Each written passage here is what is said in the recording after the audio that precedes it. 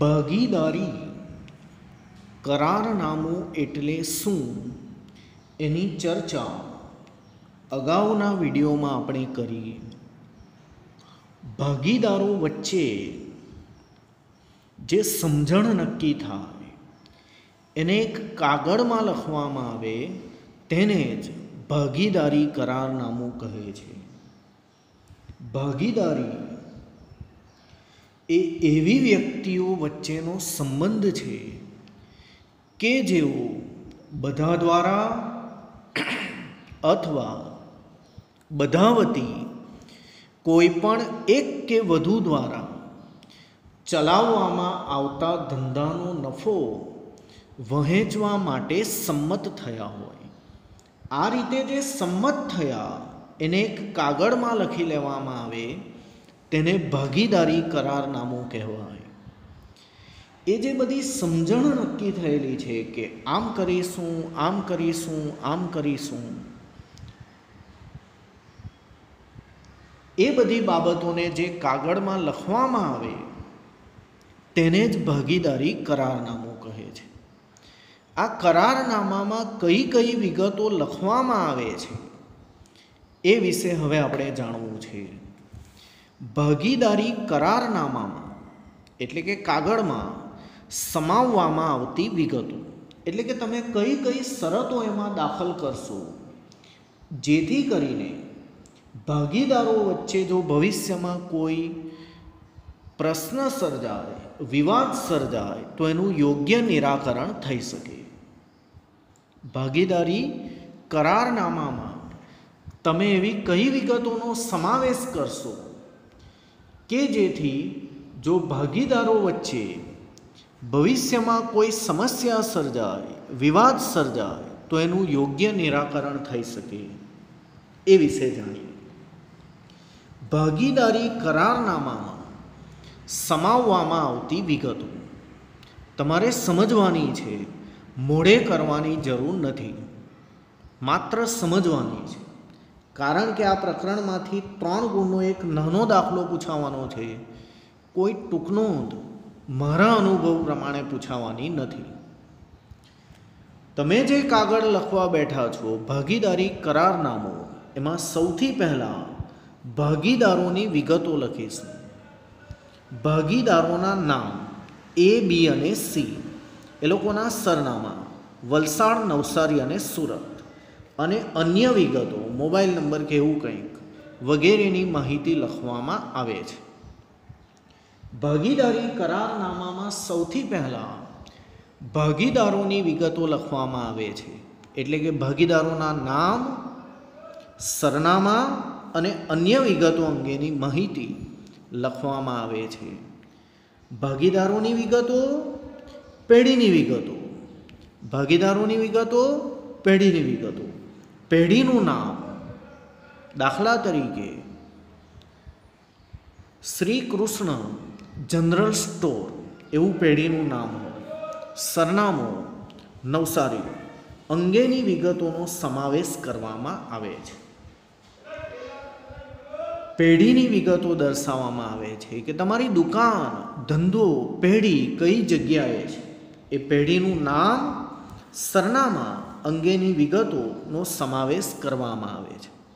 આપણે આ ભાગીદારી કરારનામું એટલા માટે કરીએ છીએ કે ભાગીદારો વચ્ચે જો ભવિષ્યમાં કોઈ વિવાદ સર્જાય તો એનું યોગ્ય નિરાકરણ થઈ શકે. ધંધાનો પ્રકાર કયો છે, કોણ ચલાવશે એના નામ સરનામા, ક્યાં ચલાવશે એના નામ સરનામા, કયા પ્રકારનો ધંધો ચલાવશે, પેઢીના ધંધાના પ્રકાર અંગેની માહિતી દર્શાવવામાં આવે છે.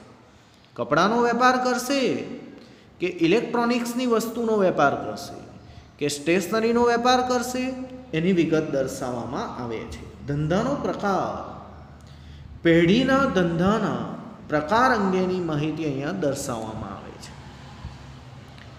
ભાગીદારીનો આરંભ, ભાગીદારી પેઢી કઈ તારીખથી અસ્તિત્વમાં આવશે તે અંગેની વિગતો કરારનામામાં સમાવેશ કરવામાં આવે છે. કઈ તારીખથી શરૂ કરશો, 25/11/2020થી, તો એ તારીખ દર્શાવવામાં આવે છે.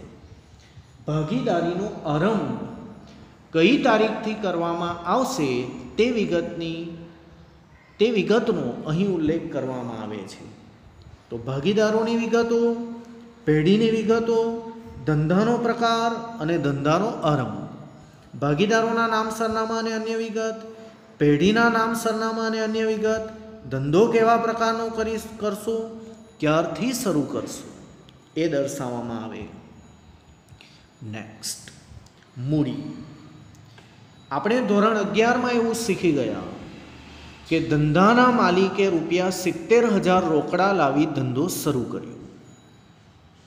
ધંધાના માલિકે ₹50,000 રોકડા લાવી ધંધો શરૂ કર્યો. એમ અહીંયા પણ તો માલિકોએ લાવવા પડે. 3 માલિકો છે. ભાગીદારો કેટલા? ઓછામાં ઓછા 2, વધુમાં વધુ 50. દાખલા તરીકે 3 છે. તો દરેક ભાગીદારે પેઢીમાં કેટલી મૂડી લાવવી? બધાએ 1-1 લાખ લાવવી કે બધાએ 3-3 લાખ લાવવી? તેનો ઉલ્લેખ ભાગીદારી કરારનામામાં કરવામાં આવે છે. દરેક ભાગીદારે મૂડી લાવવી ફરજિયાત તો નથી. જેણે જેટલી લાવવી હોય તે લાવી શકે. કોઈ એમ કહે કે હું મૂડી ન લાવું, એને બદલે મહેનત કરીશ. કોઈ એમ કહે કે હું મૂડી લાવું અને મહેનત ન કરીશ. એ જે નક્કી કરવું હોય તે, કોઈએ 2 લાખ તો કોઈએ 5 લાખ તો કોઈએ 3 લાખ, કોઈએ 0 તો કોઈએ 8 લાખ તો કોઈએ 2 લાખ, જે કરવું હોય તે.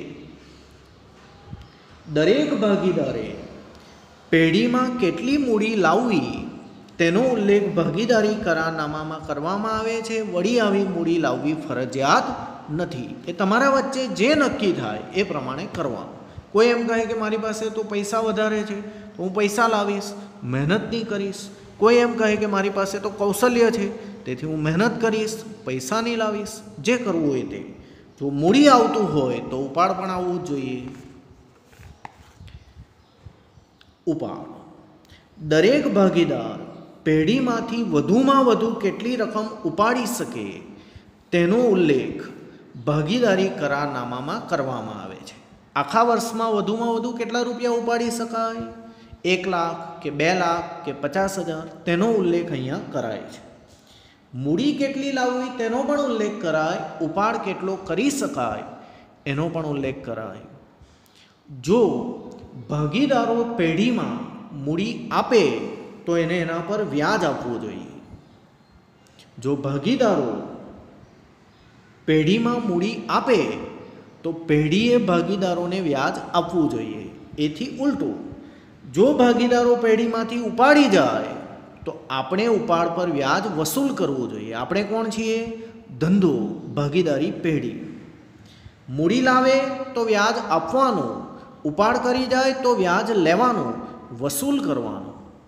સાંભળો, ભાગીદારે પેઢીમાં રોકેલી મૂડી પર વ્યાજ આપવું કે નહીં અને આપવું હોય તો કેટલા ટકા આપવું તેનો ઉલ્લેખ ભાગીદારી કરારનામામાં કરવામાં આવે છે.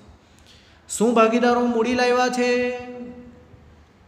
તો એને વ્યાજ આપવું કે ન આપવું એનો ઉલ્લેખ કરવો, અને આપવું હોય તો કેટલું આપવું, 5% કે 7% કે 9% એનો ઉલ્લેખ કરવામાં આવે છે. એથી ઉલટું, ભાગીદારોએ વર્ષ દરમિયાન પેઢીમાંથી ઉપાડ કરેલ હોય તો ઉપાડ પર કેટલા ટકા લેખે વ્યાજ વસૂલ કરવાનો છે તેનો ઉલ્લેખ પણ ભાગીદારી કરારનામામાં કરવામાં આવે છે. શું કોઈ ભાગીદાર પેઢીમાંથી પૈસા ઉપાડી જાય છે તો પછી એના પર વ્યાજ વસૂલો, એ વ્યાજ કેટલા ટકા લેખે વસૂલ કરવાનું છે એનો ઉલ્લેખ અહીં કરાય છે. જેમ કે 6%, 8%, 10% કે 12% એનો ઉલ્લેખ કરાય છે. પરંતુ જો કરારમાં જોગવાઈ ન હોય એટલે કે આ કરારનામામાં તમે લખવાનું ભૂલી જાઓ, ચૂકી જાઓ અને પછી કોઈ ભાગીદાર એમ કહે કે મારે તો મૂડી પર વ્યાજ જોઈએ જ, મારે તો મૂડી પર વ્યાજ જોઈએ જ, મારે તો મૂડી પર વ્યાજ જોઈએ જ, તો પણ એને આપી શકાતું નથી. જો મૂડી પર વ્યાજ કેટલા ટકા લેખે આપવાનું એ લખવાનું તમે ભૂલી ગયા, 5% કે 7% કે 9%, ને ભૂલી ગયા પછી જો કોઈ ભાગીદાર એમ કહે કે મારે તો મૂડી પર વ્યાજ જોઈશે તો આપી શકાતું નથી. આપી શકાતું નથી. આવું કોણ કહે? ભાગીદારી કાયદો 1932. આ ચાલતું છે કરારનામું, કાગળિયું લખતા છે, એમાં ભૂલી ગયા તો પછી કાયદો લાગુ પડે. કાગળમાં લખવાનું ભૂલી ગયા તો કાયદો લાગુ પડે અને કાયદો ના પાડે છે. એથી ઉલટું, જો કોઈ ભાગીદારનું ઉપાડ પર વ્યાજ ના ટકાનો ઉલ્લેખ કરવાનું રહી જાય તો પછી એ વસૂલ પણ કરી શકાય નહીં. વસૂલ પણ કરી શકાય નહીં. આમ કરારનામામાં ઉલ્લેખ ન હોય તો મૂડી પર વ્યાજ અપાતું નથી કે ઉપાડ પર વ્યાજ વસૂલાતું નથી. મૂડી પર વ્યાજ અપાતું નથી કે ઉપાડ પર વ્યાજ વસૂલાતું નથી. શું ચાલતું છે આ બધું? કરારનામામાં શેનો ઉલ્લેખ કરવામાં આવે છે? શું લખવામાં આવે છે? નંબર 1, ભાગીદારોની વિગતો. નંબર 2, પેઢીની વિગતો. નંબર 1, ભાગીદારોની વિગતો. નંબર 2, પેઢીની વિગતો. નંબર 3, ધંધાનો પ્રકાર. નંબર 4, ધંધાનો પ્રકાર. નંબર 4, ધંધાનો આરંભ, ભાગીદારીનો આરંભ. પછીના 4 ઝડપથી આવડી ગયા. મૂડી, ઉપાડ, મૂડી પર વ્યાજ, ઉપાડ પર વ્યાજ.